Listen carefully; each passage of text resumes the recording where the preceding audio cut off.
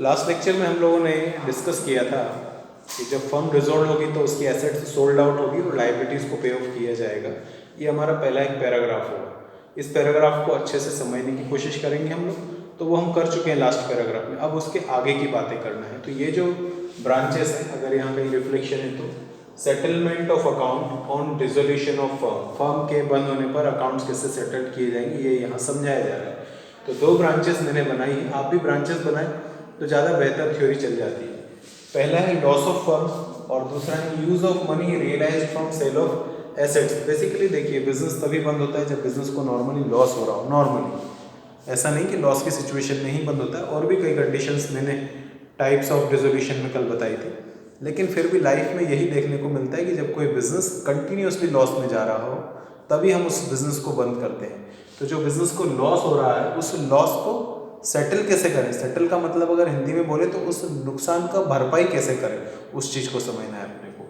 तो loss of firm, firm को अगर लॉस हुआ है किसी ईयर में तो first settled by profit of firm.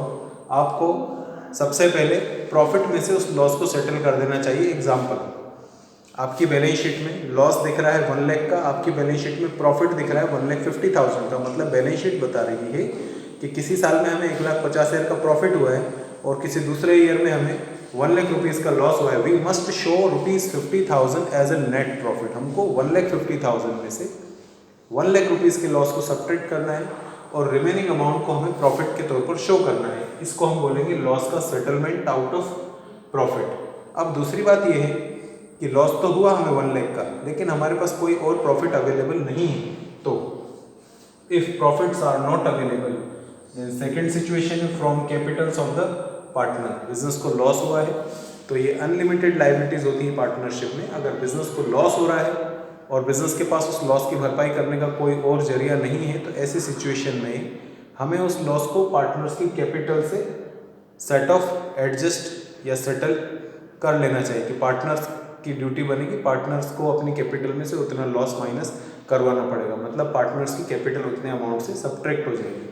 Third है हमारे पास if capitals are not available. मान लीजिए कि बिजनेस इतना लॉस में है कि हमारे पास कैपिटल नाम की चीज़ बची ही नहीं है, then partners will suffer the loss in their profit sharing ratio. तो फाइनल यही है कि अब भैया ना कैपिटल है बिजनेस में, ना बिजनेस में प्रॉफिट है और बिजनेस को लॉस हुआ जा रहा है, तो जितना भी लॉस हुआ है वो पार्टनर्स को ही सफ़र करना पड़ेगा। मतलब उस लॉस को पार्टनर्स पर्सनली बियर करेंगे और जितने पैसे की ज़रूरत है वो घर से लाकर देंगे। तो ये पहली अपनी ब्रांच थी कि अगर बिजनेस को या फर्म को लॉस हुआ हो तो उसको कैसे सेटल करेंगे। तो उसकी 3 रैंक्स मैंने बताई।